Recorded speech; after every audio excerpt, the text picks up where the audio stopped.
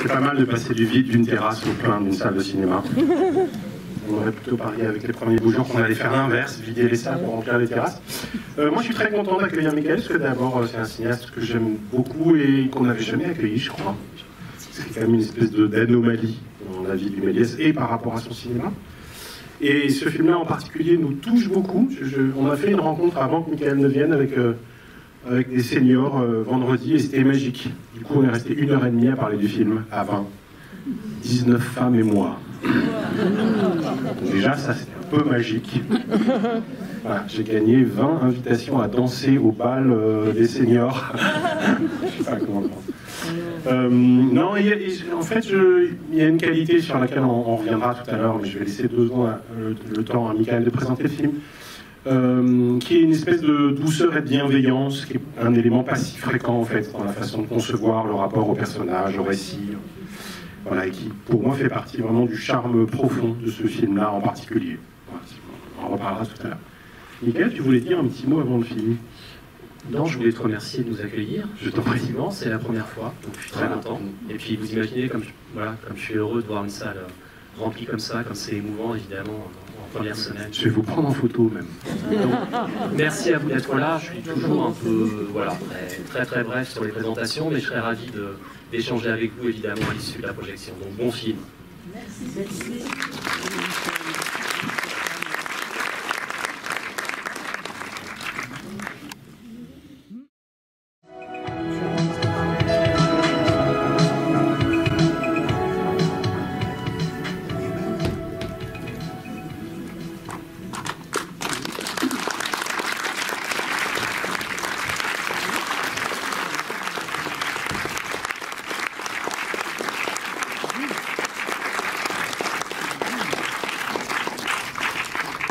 Merci à vous.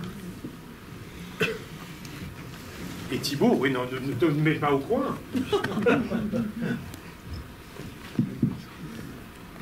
Alors, merci à tous les deux d'être là, ça nous fait très plaisir.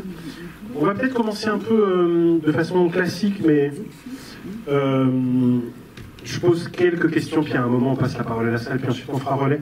Non, je voudrais juste partir du lien qui s'opère entre les films, avec cette phrase fameuse de Truffaut disant que chaque film est fait contre le précédent. Et évidemment, le contraste est assez saisissant avec Amanda, parce que tout à coup, on est confronté à un film d'époque, d'une certaine façon, même si c'est une époque récente. Du coup, le point de départ du désir d'écrire ce film-là, il part de quoi?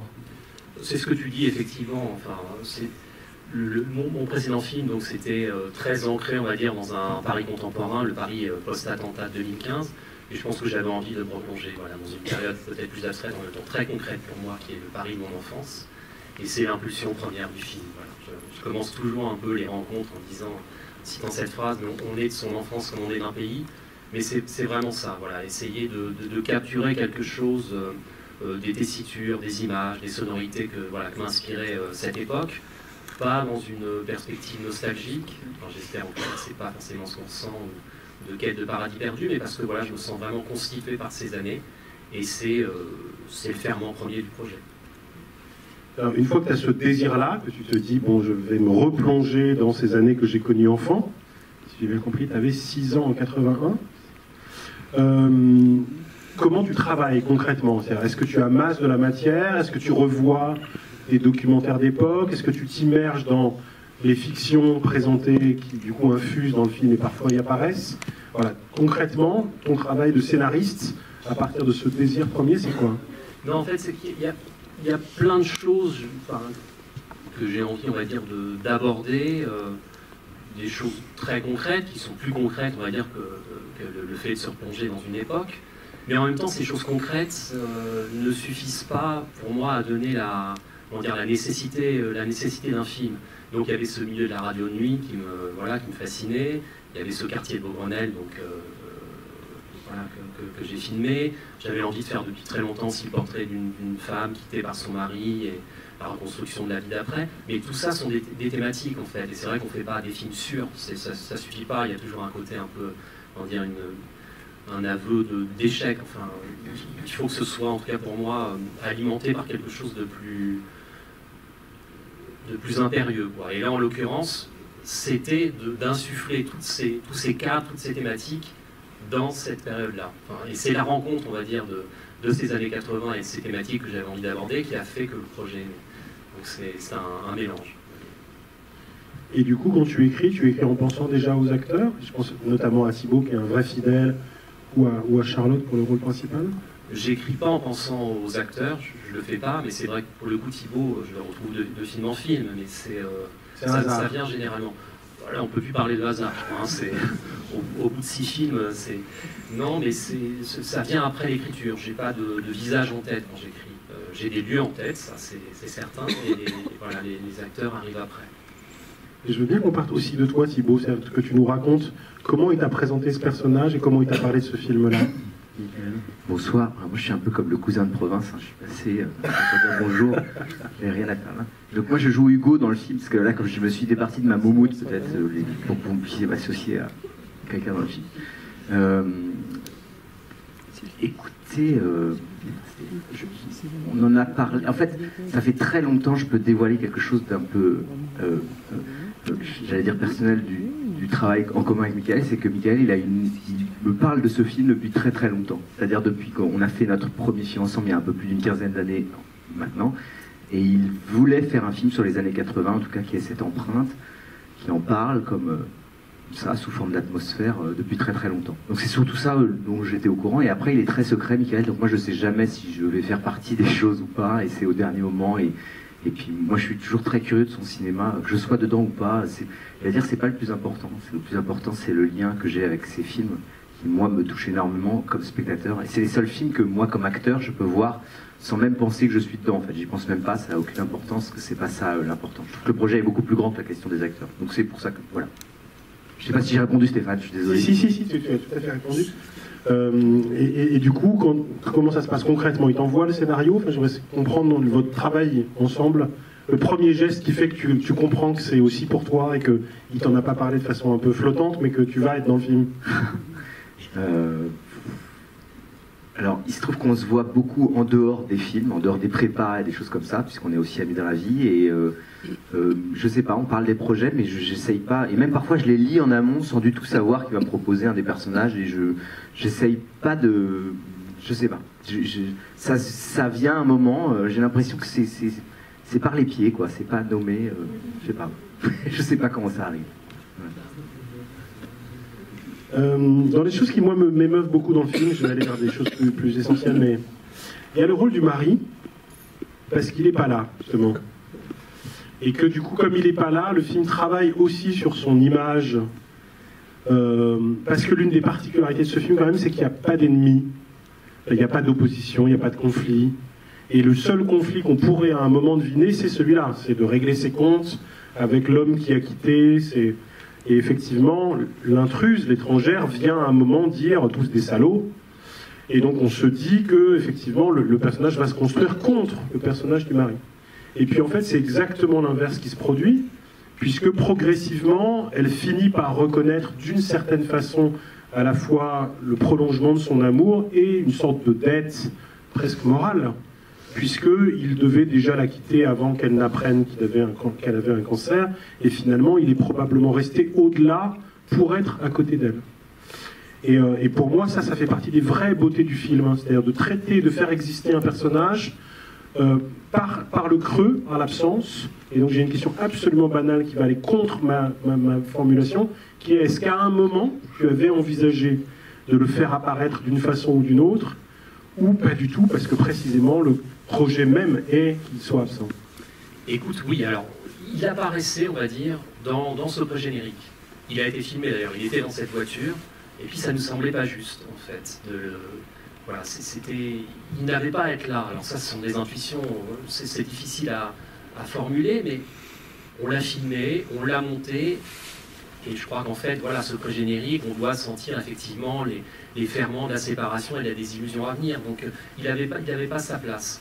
Après, c'est vrai que quand je tourne, j'ai toujours des petites scènes que j'ai écrites au moment du tournage que j'aimerais filmer. J'en avais écrit une où il y avait un moment de retrouvailles entre le personnage de Mathias qui voyait son père, plutôt sur la fin du film, enfin un père qui continue à voir par ailleurs, mais où il y avait un échange.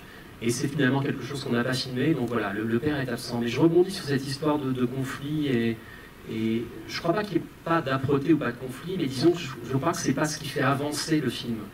Mais j'ai le sentiment qu'il y a des conflits, enfin, alors qui agissent de manière souterraine et peut-être en hors-champ, mais qui sont là vraiment, enfin, profondément. Il y a cette séparation déjà, il y a le spectre de la maladie, il y a ces périodes de vie qui se succèdent avec tous les deuils qui vont avec. Donc ces choses-là sont là, et pour moi c'est important qu'elles soient là, parce qu'il y a toujours des débats sur oui, c'est doux, l'âpreté totalement. Et ben, je crois pas, c'est juste que le film est construit comme ça, et les choses, voilà, ça irrigue le film de manière voilà, un peu plus périphérique, et pour moi c'est très important qu'elles soient là. Oui, à ceci près qu'elles sont avant le film en réalité. La séparation date d'avant le film, ou quasiment, à ces prémices évoquées. Elle continue d'essayer. Bien sûr, bien sûr. Mais quand même, le film est aussi l'histoire d'une reconstruction. Oui, bien sûr. Bien sûr. Et par ailleurs, parmi les façons dont on pourrait résumer le film, il y a évidemment que le film est un hommage au nouveau nom du parti d'Emmanuel Macron. Pardon, c'est une renaissance. Ça, c'est très vache. C'est vache, ça c'est vache, ça c'est vache. C'est pas sport, je pourrais quitter ça. Ouais, non, ne le fais pas, s'il te plaît. Non, parce que si on regarde la trajectoire du personnage principal incarné par Charlotte Gainsbourg, au début du film, elle est quand même vraiment... Et c'est aussi ce qui la rend aussi puissante d'emblée. Elle est quand même accablée par la tristesse, par les pleurs, et le personnage est vraiment, voilà, sous l'eau, quoi. Enfin, très littéralement, presque. Je dis ça, mais on pourrait s'interroger sur la place de l'eau dans le film, je le ferai après. Mais... Et puis, progressivement, il y a une espèce d'éclosion, quoi, et de renaissance, notamment par la redécouverte à la fois du sentiment amoureux, du corps de l'autre. Enfin, un des fils qui tire le film, c'est quand même cette renaissance-là, non? Oui, bien sûr. Non, mais évidemment. Non, je parlais du conflit, mais évidemment, c'est un parcours, on va dire, bicéphale d'émancipation de ce personnage d'Elisabeth et de son fils, enfin, voilà, qui agissent comme ça un petit peu, enfin, qui grandissent en parallèle, on va dire, chacun à leur âge respectif. Oui. Cela dit, dans les choses que tu n'as pas citées, mais qui sont aussi dans le film et qui probablement pèsent quand même sur l'âpreté du rapport au réel, tout ça, il y a aussi la fausse couche, qui fait partie des secrets qu'on découvre très tard dans le film, et dont on se dit qu'elle a dû peser d'une façon ou d'une autre sur le rapport aux enfants. Je veux bien que tu m'expliques scénaristiquement pourquoi tu utilises cet élément-là, et qu'est-ce que ça raconte du rapport parent-enfant dans cette cellule familiale. Alors, c'est pas moi qui ai écrit cette séquence-là, en l'occurrence, ouais. Tu vois, mais c'est peut-être la séquence que je préfère dans le film, cette passation, enfin cette transmission de la statue et du carnet. J'ai l'impression que c'est assez limpide sur ce que ça dit. Voilà, je serais assez démuni pour te répondre là-dessus, en fait. Vraiment. D'accord. Mais je veux bien t'entendre, par contre. Oui, je te le ferai hors champ. Allez, j'en pose une petite dernière, parce que dans la façon dont le film, le récit est construit, il y a quelque chose d'assez frappant sur le personnage de l'étrangère. D'abord, il y a une phrase qui me paraît très importante. À un moment, Charlotte Gainsbourg dit « Entre, je suis seule ». Et pour le coup, cette phrase, pour moi, est une espèce de matrice, de mantra du film lui-même. D'abord, entre, c'est la possibilité d'accueillir l'étrangère, et donc le corps étranger qui rentre dans la cellule familiale. Et le « je suis seul » est en même temps un aveu profond, parce que pour le coup, c'est sa condition-là, d'être seul, et de pouvoir reconstituer une cellule familiale, une entente, de faire le cercle, la ronde finale de la chanson, etc. Bref. Je n'ai absolument plus pourquoi je disais ça, du coup j'ai perdu le film moi-même. Non, mais c'est beau. Oui, merci. Écoute, merci d'être venu m'écouter. Non, mais c'est toujours intéressant, parce que c'est pas forcément des choses qu'on conscientise, mais ces choses-là. Mais c'est intéressant, ce « entre, je suis seul », tu vois, pareil, c'est pas quelque chose que je me suis formulé. Et oui. Mais effectivement, ce sont deux... Bon. Et du coup, l'une des particularités par rapport à cette figure d'étrangère, c'est que il va y avoir 2 temps de sa présence. Et par 2 fois, ça va se terminer par un départ assez brutal, en réalité, une espèce d'évaporation, quoi. Et je voulais savoir pourquoi tu avais choisi ce schéma-là de la répétition sur ce personnage, ce qui par ailleurs crée une très belle idée, je trouve, c'est que le couple qu'elle forme avec le fils n'existera que par la fiction, c'est-à-dire sur la scène de tournage, où pour le coup, ils se donnent vraiment la main, et où, d'une certaine façon, le moment où le couple s'installe, c'est dans le champ du tournage, presque plus encore que dans le champ de l'histoire d'amour, y compris dans son passage à l'acte physique. Je dis ça, je ne sais pas si vous avez repéré ce détail-là, je ne sais pas si c'est toi qui en es responsable ou si c'est quelqu'un de ton équipe, mais au moment où on retrouve le garçon de la famille dans sa chambre, après avoir fait l'amour, le seul mot qu'on peut lire dans la bibliothèque, quelqu'un a vu? Non? Tu sais, toi? Vas-y. Non? Il y a marqué fin. C'est vrai? Tu l'as pas vu? Non. C'est génial. Il y a marqué fin vraiment dans la bibliothèque. Et donc la fin de l'histoire d'amour est affichée dans le film en fait. Voilà, écoute, merci d'être venu et... Non, je déconne. Merci à vous. Et donc, oui, comment tu as pensé ce rôle-là du personnage extérieur qui vient investir la vie familiale et qui par deux fois, d'une certaine façon, échappe, y compris à l'histoire d'amour qui lui est peut-être promise depuis le début du film? Pour moi, c'est un personnage, voilà, évidemment, qui n'a pas connu ce sentiment d'appartenance, de foyer, qui en a évidemment une envie profonde, et en même temps qui fuit toujours ça, quoi. C'est-à-dire, elle fuit à chaque fois que cette chose-là, finalement, devient la plus concrète, la plus prégnante, et en même temps, elle ne se l'autorise pas, quoi. Le personnage était comme ça, mais là, c'est intéressant, c'est comme on va dire, la présence du père. Il y a eu plusieurs fins. On a même tourné plusieurs fins. Une fin où Mathias retrouvait Tallulah. Voilà, on l'a filmé, on l'a monté. Ça ne fonctionnait pas en fait. Ce personnage-là, alors le film est une chronique, hein, donc voilà, on prend les personnages à un moment donné, on peut s'imaginer ce qu'ils étaient avant et puis ce qui se passera après. Mais en tout cas, dans ce fragment de ces 4 années, pour moi, voilà, ça n'était pas possible en tout cas que ce personnage de Tallulah s'autorise cette chose-là. Bon, après, peut-être qu'elle le fera plus tard, mais c'est... Là encore, une fois, c'est très intuitif. Et tu as besoin quand même de tourner des fins alternatives pour pouvoir choisir quelle est la meilleure? Là, si tu veux, c'est vraiment la toute fin. C'est-à-dire quand on voit marcher Mathias le long du canal Saint-Martin, là près du Dragon, on a filmé une séquence où il la voit de l'autre côté du quai. On l'a fait, oui, c'est pas toujours le cas, hein, mais là, en l'occurrence, on l'a fait, parce que ça a été écrit. Le scénario a beaucoup bougé aussi. Voilà, c'est un scénario qui était assez compliqué, un film qui était assez compliqué à monter, pour plein de raisons, principalement pour ces histoires de constitution d'époque, donc il a fallu trouver des solutions. Et voilà, ça a entraîné un certain nombre de doutes, de remodelage, et du coup, voilà, il y a des choses qui ont changé, notamment la fin. Et après, c'est vraiment quelque chose qu'on sent au montage, quoi. Mais au montage, cette chose-là n'était pas possible. Elle était, pour le coup, d'une mièvrerie, et c'était un peu ridicule, quoi. Une petite dernière avant de passer la parole à la salle, donc préparez vos questions. Non, c'est sur le dialogue avec les autres arts qui sont quand même présents, la littérature, qui est présente par le biais de la bibliothèque, mais par le biais de l'activité professionnelle du garçon de la famille. La musique, très présente aussi, et le cinéma, ce goût pour le cinéma, qui du coup infuse au moins 2 scènes, celle de découverte fortuite des Nuits de la pleine lune d'Éric Rohmer, et puis cette présence de Rivette aussi, qu'on voit dans le métro, c'est lui qu'on voit dans le métro dans un plan de Jacques Rivette, le veilleur de Claire Denis. Voilà. Qu'est-ce qui fait que tu avais besoin de cette présence-là des arts pour constituer cette espèce de panorama des années 80 voilà. Et comment tu as choisi ces extraits-là en particulier, et pourquoi cette présence de ces 2 oncles que sont Rivette et Rohmer?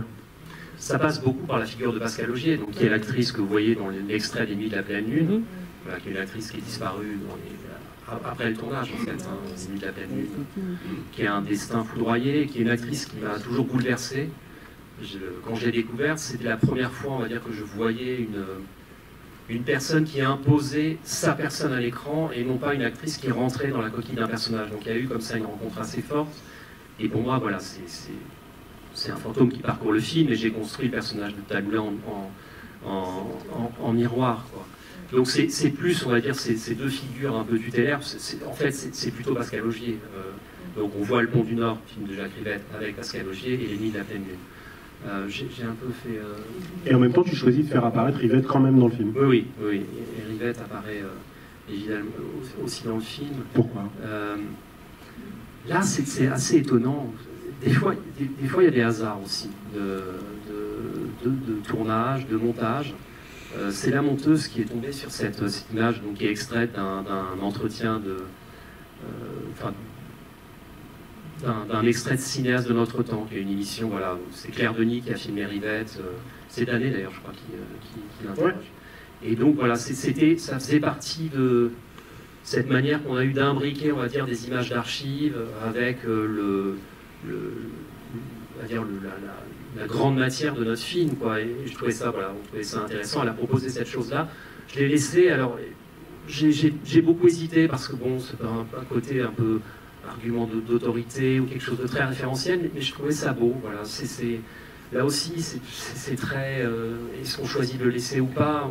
On a hésité, mais bon, je sais qu'il prenait beaucoup le métro, Rivette. Voilà, il y a quelque chose de. Et tout à coup, l'imaginer là dans cette séquence, ça me procurait une émotion. Et comme disait Buñuel, pourquoi? Il répondait, ça me fait plaisir. Donc voilà, ça me faisait plaisir. Ouais, il disait qu'il aimait beaucoup les beaux symboles de rien. Buñuel. Qui veut poser la première question? Ouais. Je voudrais dire aussi qu'il y a Calixte avec nous dans la salle, qui joue Carlos, le copain de Mathias. Si tu veux te joindre à nous, tu es évidemment bienvenu. Voilà.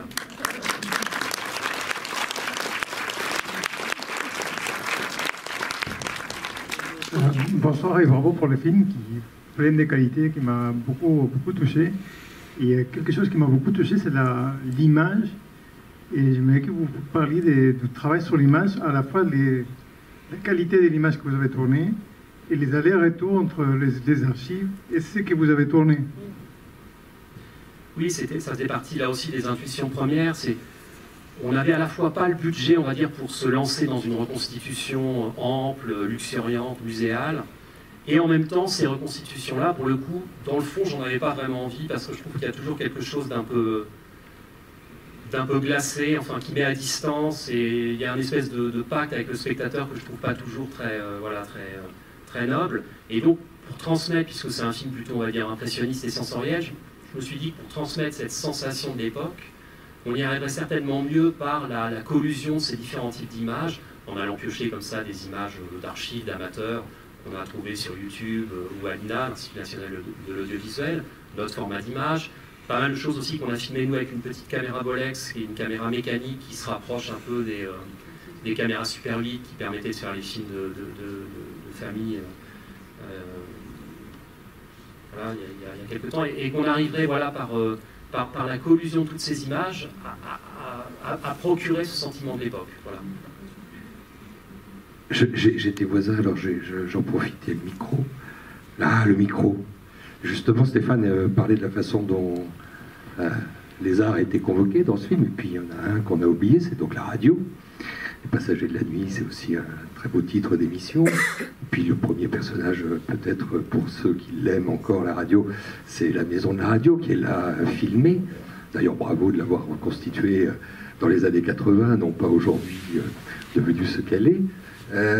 Quel est votre rapport, vous, à ce qui est aujourd'hui un peu, enfin ce qui a un peu disparu, c'est même une mission de service public, celui d'accompagner les solitudes, mais pas que. Ceux qui travaillent la nuit aussi, que ceux qui avaient à une époque la possibilité d'avoir un flux, d'avoir quelqu'un derrière le poste, et pas que dématérialisé par aujourd'hui les podcasts.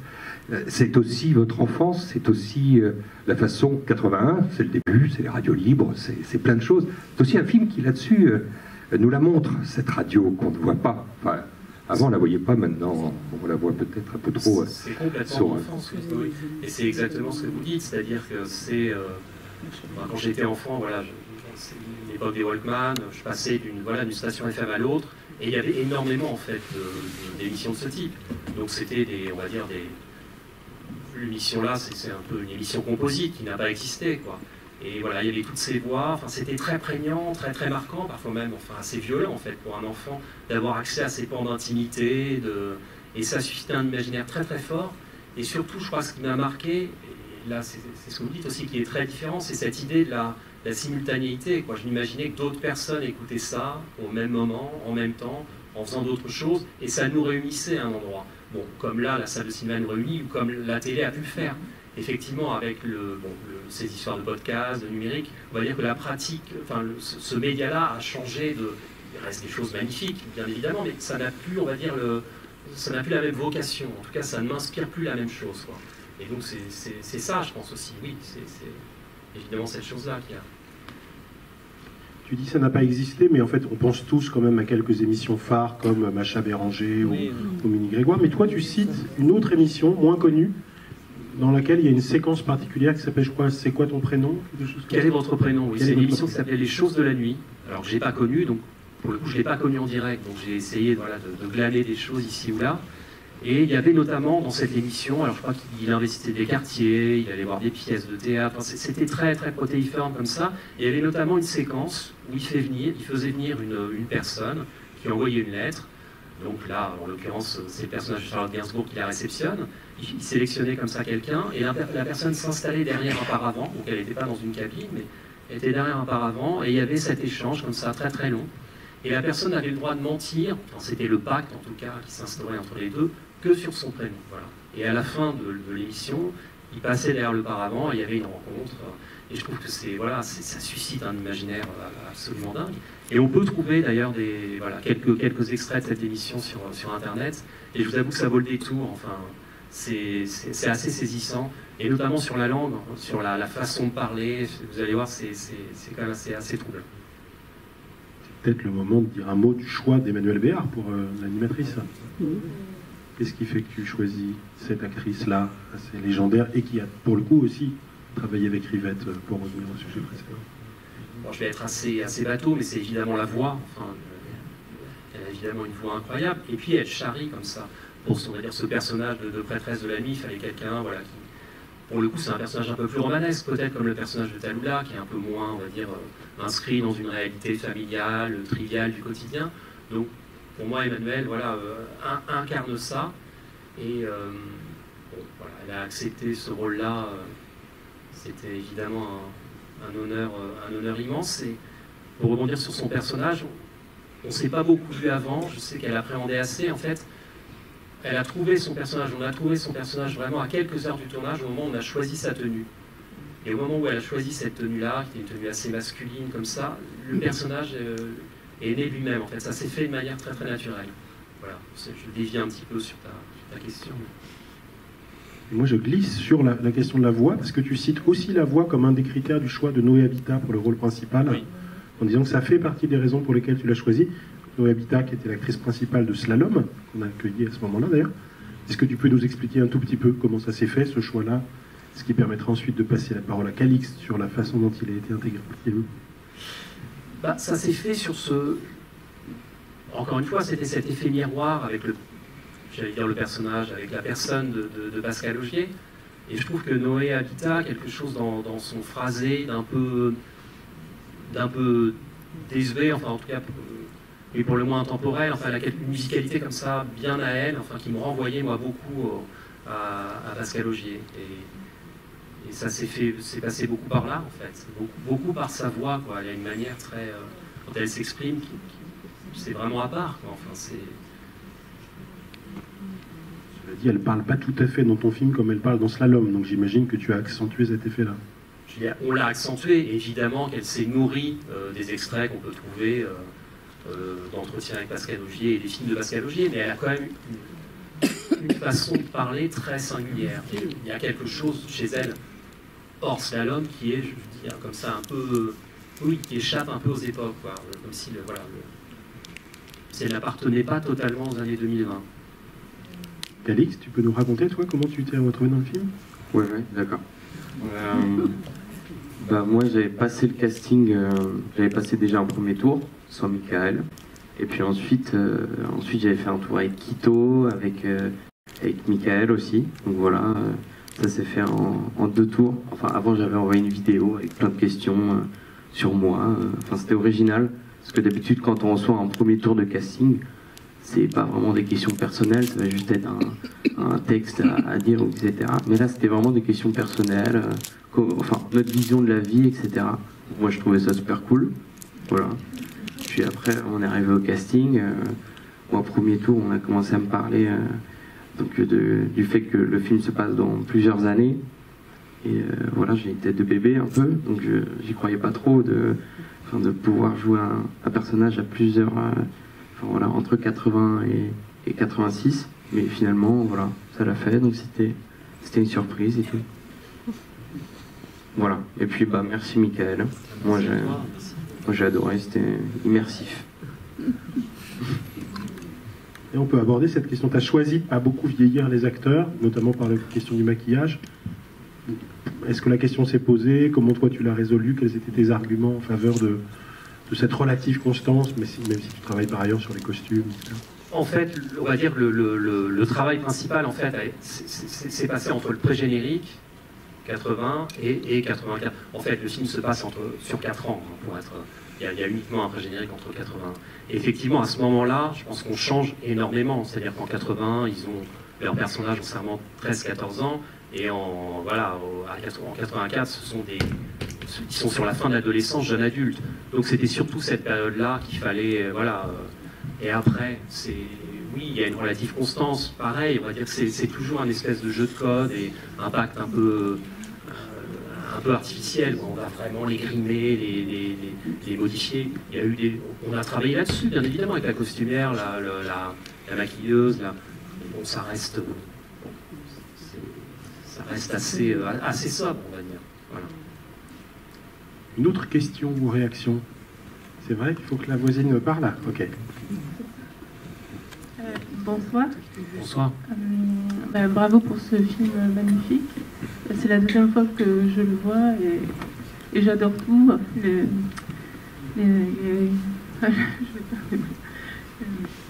La relation entre Elisabeth et ses enfants, avec son père, le grain particulier de l'image, le message, on a déjà parlé, l'appartement. Bref, j'ai 2 questions. Je voulais savoir si l'extrait du roman à la fin venait d'un roman existant ou si c'était... Et aussi, j'ai l'impression que la musique est très importante pour vous. Et je voulais savoir comment elle est entrée dans l'écriture du scénario. Si certains morceaux vous donnent des idées de scène, ou si vous avez les... Enfin, voilà. Merci à vous. Le roman, le texte à la fin, on va dire, est adapté, mais c'est vraiment pris pour sa grande partie d'un roman qui s'appelle Les Petites Terres de Michel Desbordes, que m'a fait connaître Thibaut, d'ailleurs. Et c'est un roman qui est bouleversant, et notamment la fin. Il en parlerait mieux que moi, d'ailleurs. Voilà.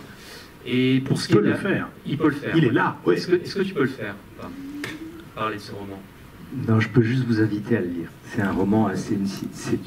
J'allais dire une cinéaste, mais c'est une écrivaine, je ne sais pas comment on dit écrivain, immense, qui est disparue en 2000, je sais pas, récemment, et qui est assez méconnue, et qui est un immense écrivain. Elle s'appelle Michel Desbordes. Alors moi, je vous invite à l'éditer chez Verdier, et on échoue à parler de ce qu'on aime, dit Roland Barthes, à propos de Stendhal. Et voilà. Donc je n'en parlerai pas, mais allez lire Michel Desbordes, c'est tout. Redonne le titre juste de ce roman-là. Les Petites Terres. Les Petites Terres. Pour ce qui est de la musique, oui, c'est une source d'inspiration première. Alors là aussi, elle infuse un peu mystérieusement. J'écoute beaucoup de musique quand j'écris. Je vois assez peu de films pour le coup. Et je suis certain que tous les disques que j'écoute se retrouvent à un endroit dans la tonalité du film. Enfin, c'est certain. Voilà.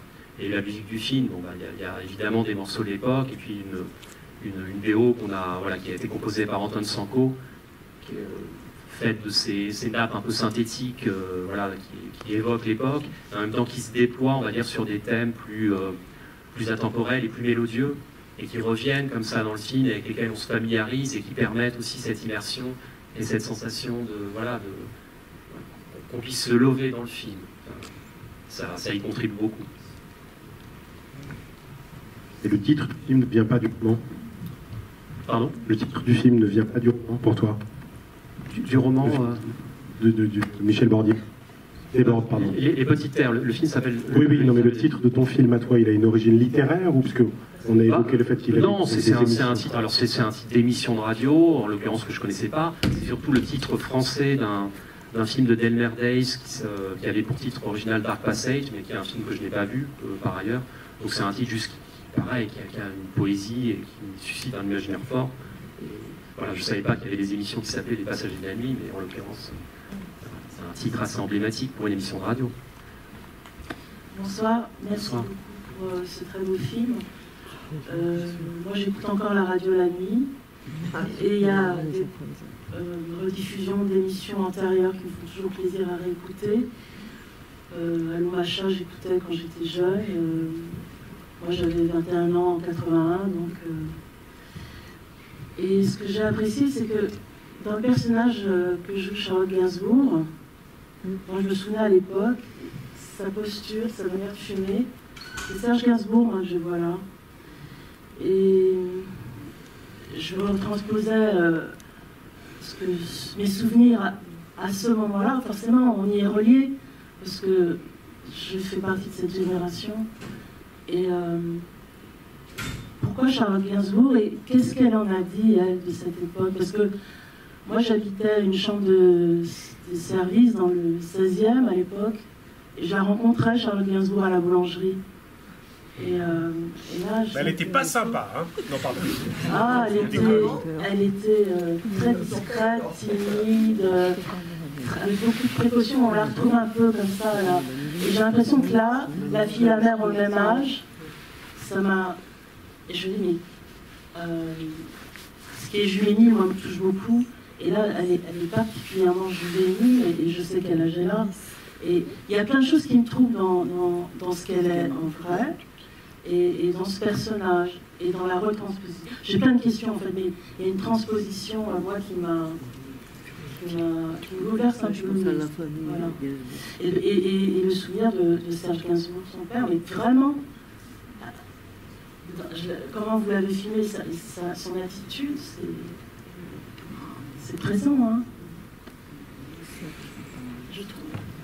Non, le choix, je ne l'ai pas tant vu jouer que ça, c'est plus ce qu'elle m'inspirait, on va dire, dans ce qu'elle dégage, qui me renvoyait à ce que je me projetais du personnage d'Elisabeth, c'est-à-dire ce mélange, on va dire, d'une fragilité comme ça qui affleure, et en même temps c'est quelqu'un dont on sent qu'il y a une colonne vertébrale très forte, quoi, un centre de gravité, et cette ambivalence, voilà, je la trouve touchante. J'avais besoin de ça pour ce personnage. Je la trouve touchante d'une manière générale, d'ailleurs, chez les gens dans la vie. Donc c'est surtout pour ça qu'on lui a proposé le rôle. Après, on a peu évoqué les années 80. J'ai découvert qu'elle en parlait un peu dans les entretiens. Et c'est pas quelque chose dont on a parlé ensemble, en fait. Je crois que ça a été pour elle, pour le coup, quelque chose d'assez nostalgique. Et moi, je me mets un petit peu à distance de ce mot-là. Et je crois qu'elle a eu un vrai rapport à ça, effectivement. Par ailleurs, quand elle parle du film et de ton talent de directeur, d'acteur, le geste qu'elle cite, c'est celui où elle fume. En disant, c'était incroyable à quel point il était très précis sur la direction du geste, et notamment dans ce geste-là. Je crois que ce qu'elle aimait, c'est qu'elle pouvait prendre le temps, je crois. Plus que des histoires de précision de geste.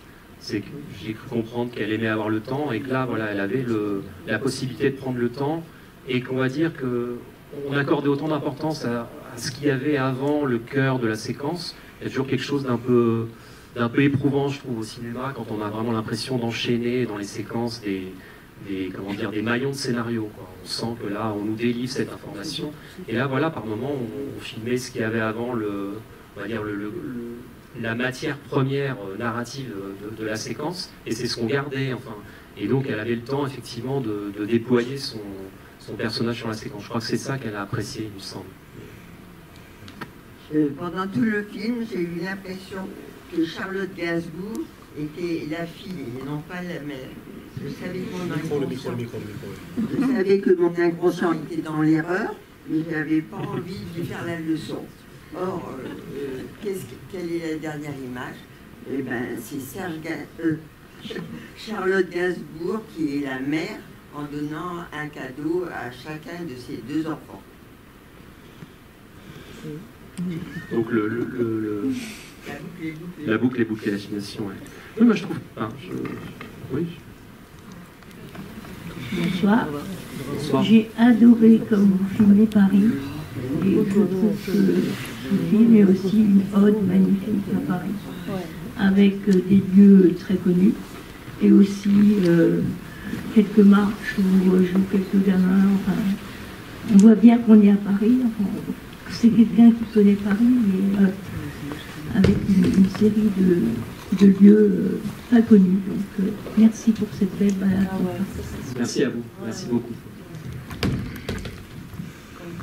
Un rapport biographique, toi, à ce quartier-là, ou qu'est-ce qui faisait que ça faisait partie des critères Oui, j'ai un rapport biographique. Ouais. Oui, je ne peux pas tourner, on va dire, dans un endroit que je ne connais pas. C'est vraiment ça qui pour moi, génère aussi le récit. Je suis incapable de me dire, je tourne dans un parc ou dans une rue. Donc là, ça faisait partie des quartiers dans lesquels voilà, j'ai grandi, moi, en banlieue parisienne, et c'est souvent par là, et Montparnasse, que j'ai accédé à Paris. Donc j'y ai beaucoup de souvenirs. Donc il y a ça me permettait de réinvestir un lieu que j'affectionnais. Puis au-delà de ça, je trouvais qu'il offrait plein de perspectives intéressantes.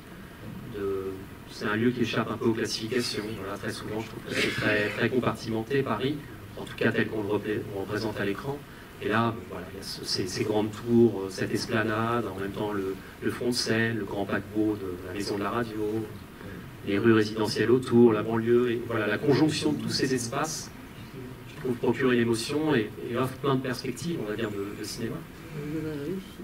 Merci, bonsoir, merci pour ce film, c'était un régal, plein de petits picorages sur cette époque et ces personnages qui sont attachants, à la fois par leur relation familiale et par la façon dont ils vont picorer ailleurs, dans la nuit.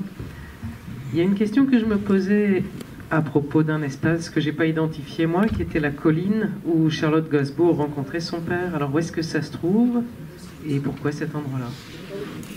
C'est le parc de Saint-Cloud.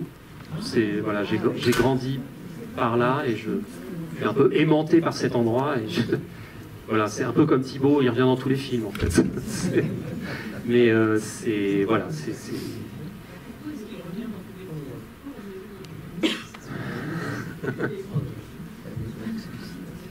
En fait, je peux vous raconter une chose qui ne va pas du tout répondre et répondre en même temps. Quand j'ai rencontré Michael, donc moi c'est comme Calix, je l'ai rencontré la première fois, mais maintenant il y a très longtemps, en faisant un casting. Et je l'ai rencontré donc dans une salle. Et ce qui était assez drôle, c'est qu'il m'a demandé, à l'époque, la rencontre, il ne me demandait pas du tout de jouer quelque chose, parce que bon, c'était pas ça, c'était plutôt un dialogue. Et on discutait. Et il m'a demandé ce que j'aimais comme musique. Et à mesure que je lui racontais ce que j'aimais comme musique, je sentais qu'il piquait du nez, parce que ça lui foutait vraiment le cafard. Ce que j'aimais, c'était que des trucs horribles. La chanson française réaliste, enfin, que des trucs horribles qu'il déteste. Et donc je sentis que la bataille était perdue, quoi, que ça n'aurait pas lieu. Et donc on a discuté, puis bon, je sentais que la discussion perdait un peu en intérêt, parce que pour lui, bon, comme ce que j'écoutais, c'était vraiment de la merde, il s'en foutait un petit peu.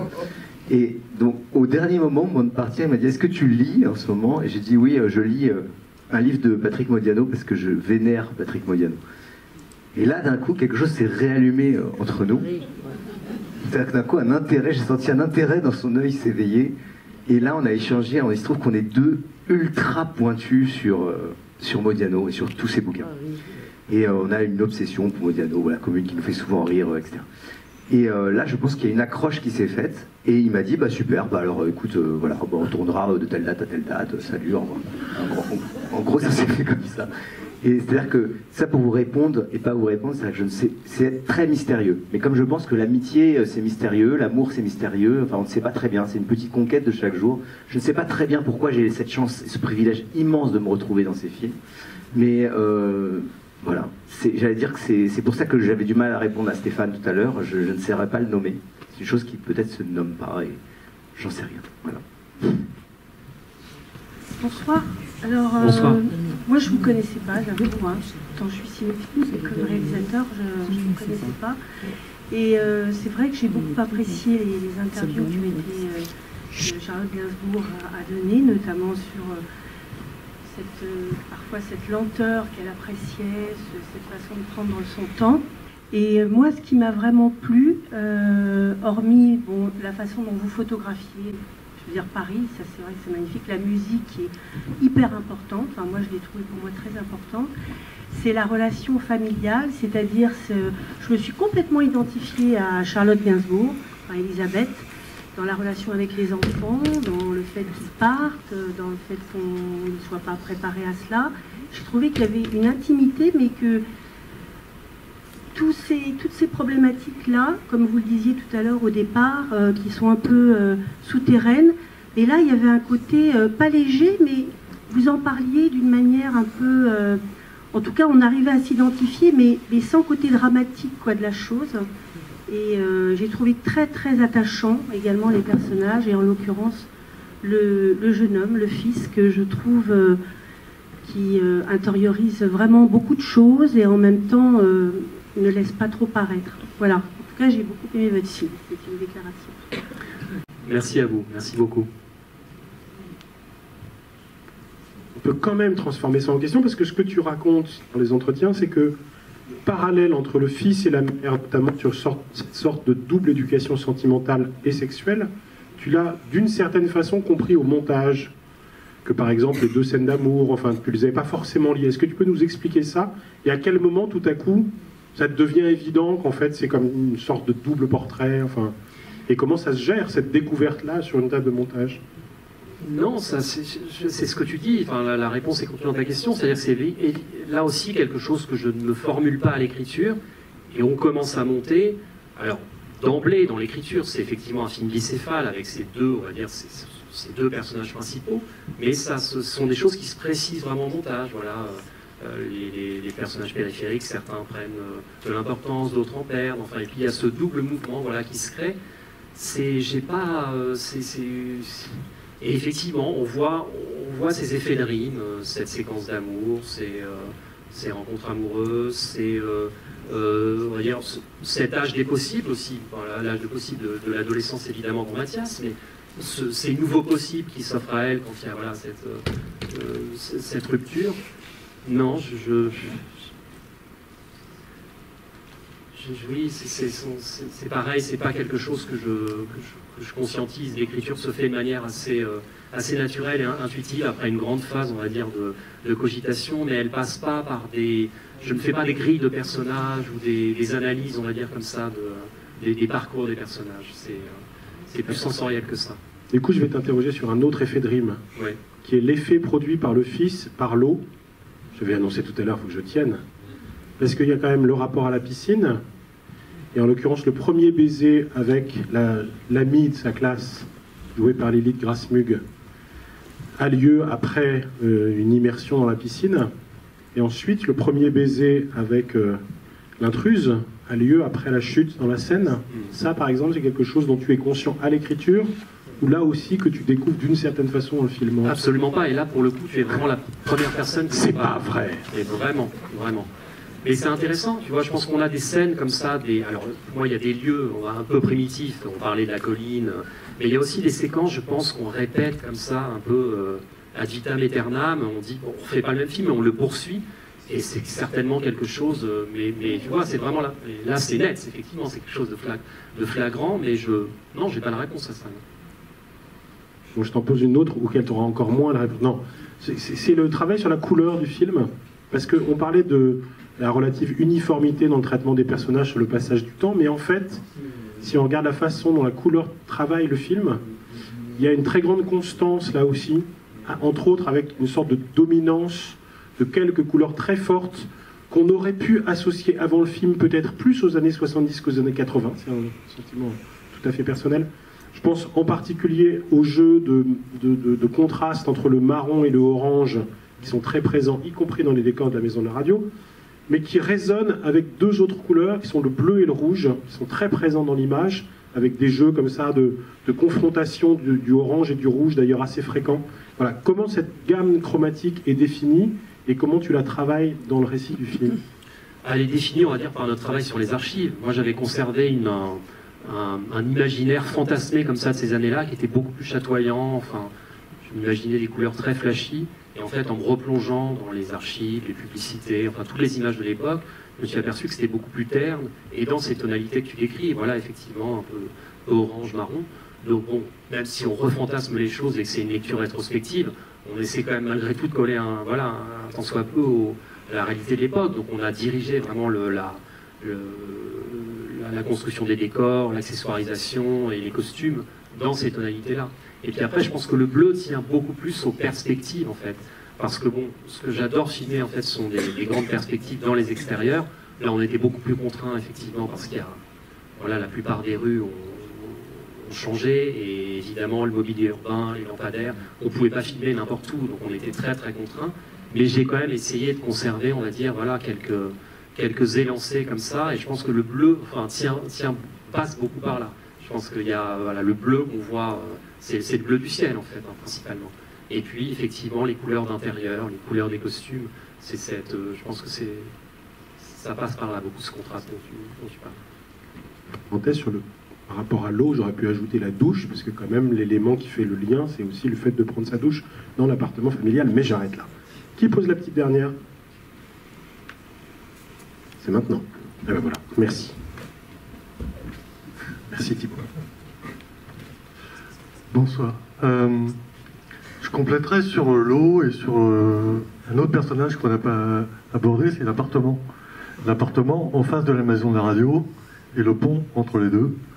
Et le lien que ça entretient, il me semble que c'est un film sur le lien, et sur le lien entre les personnages, sur la capacité d'écoute. Et peut-être que j'ai envie d'en parler un peu plus. Alors oui, c'est un film sur le lien, mais plus que sur le lien, j'ai l'impression, enfin, oui, sur le lien, bien évidemment, et sur le désintéressement, quoi. Et ça aussi, c'est quelque chose que je me suis formulé après, cette capacité, on va dire, à donner quelque chose sans l'attendre d'un retour. Voilà, c'est vraiment quelque chose qui m'est apparu très fortement après au montage.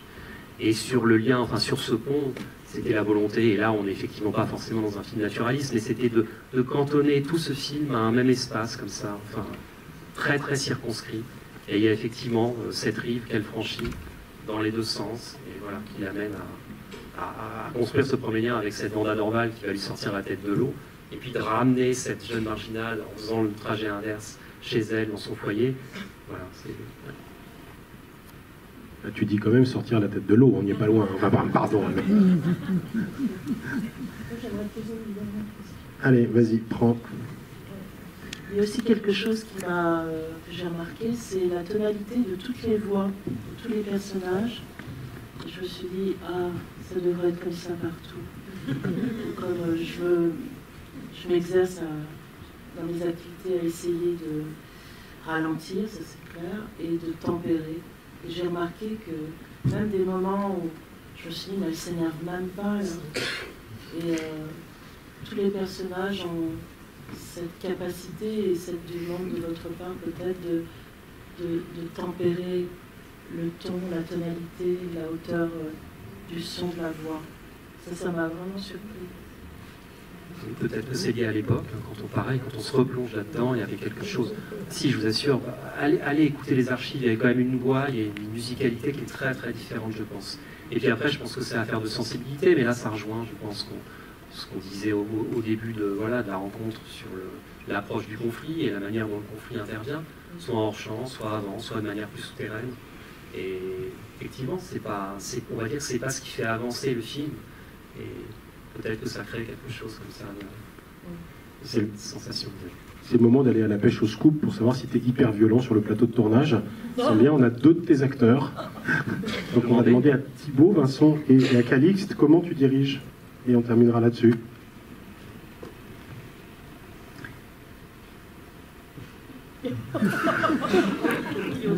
Comme ça. Non. C'est une question très difficile. Non. C'est-à-dire, Michael, c'est le seul réalisateur. Enfin, j'ai fait quand même quelques films et quelques rencontres, mais c'est le seul réalisateur que je connais qui vit les plans quand il les tourne et où il suffit de le regarder à la fin d'une séquence pour savoir si on est au bon endroit ou pas. C'est-à-dire que sa manière de diriger, souvent, c'est un homme de peu de paroles dans la direction, de beaucoup de... Ça n'empêche pas d'être extrêmement intense. Le plateau de Michael, il est extrêmement calme. Il y a l'atmosphère qu'on a dans le film, elle existe vraiment sur le plateau. Il est exactement, j'allais dire, comme il est dans la vie, c'est-à-dire quelqu'un qui regarde énormément, mais qui ne parle pas forcément beaucoup. C'est ce qu'a dit aussi, je crois, Charlotte, beaucoup dans la presse. Il parlait peu, c'est vrai, c'est tout à fait vrai. Et ça n'empêche pas de diriger énormément et de diriger par une forme de... Je ne sais pas comment dire. Moi, je sais par capillarité ou par tropisme. Enfin, je sais pas. Nathalie Sarraute, elle appellerait ça un tropisme. C'est-à-dire que comme de la même manière que les fourmis, elles échangent une goutte de nourriture pour communiquer quand elles se croisent, j'ai l'impression qu'il transmet quelque chose comme ça par son être là, et que c'est une chose qui ne se nomme pas. C'est très bizarre, c'est un peu bizarre, ça fait un peu péteux ce que je dis, mais ça l'est pas. En fait. C'est vraiment très simple, c'est une manière très organique de diriger, très très intuitive, très comme s'il connectait son inconscient au plateau et qu'il nous le transmettait. Voilà. Calix, tu veux ajouter quelque chose? Non, il y avait beaucoup de douceur, beaucoup de bienveillance, surtout dans son regard. Ouais. Voilà, c'est tout. T'as pas assisté à la présentation, et la douceur, la bienveillance, c'est les 2 premiers mots que j'ai prononcés pour qualifier le film tout à l'heure. Ah bon? Donc même si on a parlé un peu de l'âpreté par ailleurs, je vous ai recopié. Boucler la boucle, donc bravo. Voilà, c'est bon. Ah bah voilà. Merci beaucoup à tous les 3 et bonne soirée à tous. Merci à vous, merci beaucoup. Merci Stéphane.